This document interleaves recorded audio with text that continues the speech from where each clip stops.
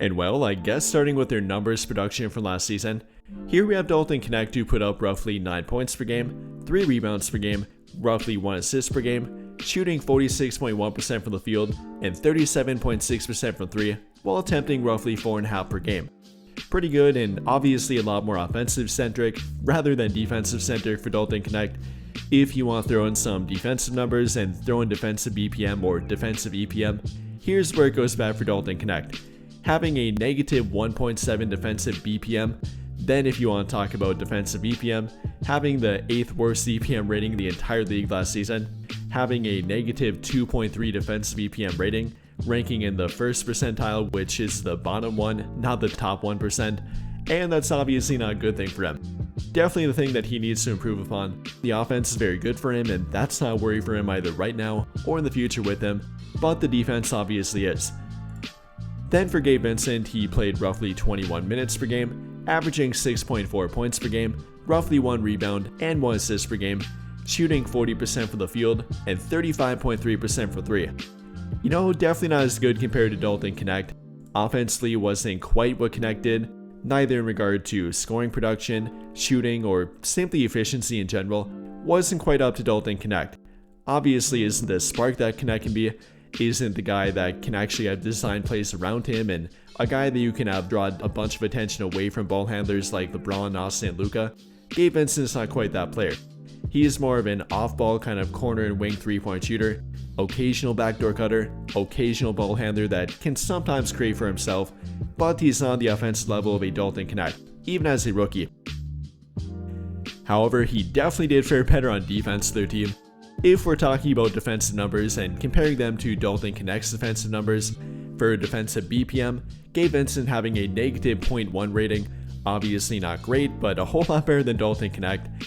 And with Gabe Vincent, who's not exactly a defensive playmaker, doesn't get a ton of steals per game, even per 36 minutes, only at 1.2 steals per 36, not exactly great, isn't a passing lane pest, but is more of a simply disciplined defender, doesn't foul that much on defense, is a decent screen navigator and all around a pretty decent defender, and that's shown better by his defensive EPM rating, posting a plus 0.4 defensive EPM rating, which is roughly 2 points better than Dalton Knecht, who again was a bottom 8 defender per defensive EPM, so he definitely did fare better on defense than Dalton Knecht. And well, no matter what we look at it, whether you're talking about the numbers and kind of like we talked about here with their defense, or with the eye tests and what they both showed on the court, this definitely will factor in the decision of JJ Redick and which then he will pick between for their final rotation spot. I mean, you really can't have a guy that's not at least average on defense or somewhere close to it at a somewhat consistent level, which unfortunately Dalton Knecht has really not been and has not been able to do for their team. You know, even with the offense, and we'll talk more about that in a bit here, it's been rather disappointing for Dalton Knecht. His lack of commitment, not really the defensive talent or ability to be at least a decent defender, it's simply the commitment and not buying into defense for him.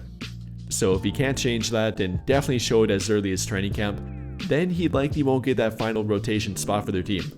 I mean, I'm not saying that he has become a great defender on the court, not even an average defender, but somewhere right below that point, enough to where he doesn't hurt them, or at least not very often, to where they can take advantage of him on offense and, again, simply not be hurt by him on defense. That should be the goal for Dalton Knecht. And if he can't get to that point, then they probably will, and probably will have to go with Gabe Vincent over him. You know, I guess the final thing I'd say with that, and with the defense between them, is kind of in the favor of Dalton Knecht, and that he'll probably be helped by Marcus Smart. You know, with the addition of Smart and him being a very good defender, a better backcourt defender than Gabe Vincent, but a not so great offensive player, this actually might be a pathway for Knecht to help out their offense and maybe even help out Marcus Smart too. You know, taking him away from a bigger role offensively, kind of opening up their offense and drawing attention away from them on offense. You know, whether that be Marcus Smart or any other player on the court with Dalton Knecht, they can definitely benefit from the attention that he draws on the court. You know, I've often talked about this, but Knecht's probably the one guy on their team that's a really true off-ball threat, not only as a stationary 3-point shooter, but as a legitimate off-ball mover.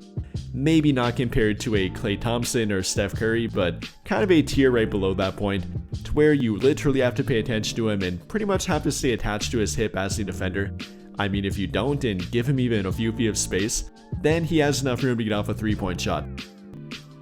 But I think that'll pretty much do it for this one.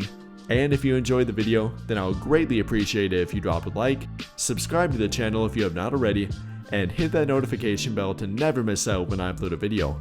But as always, thank you for watching and have a great day or night.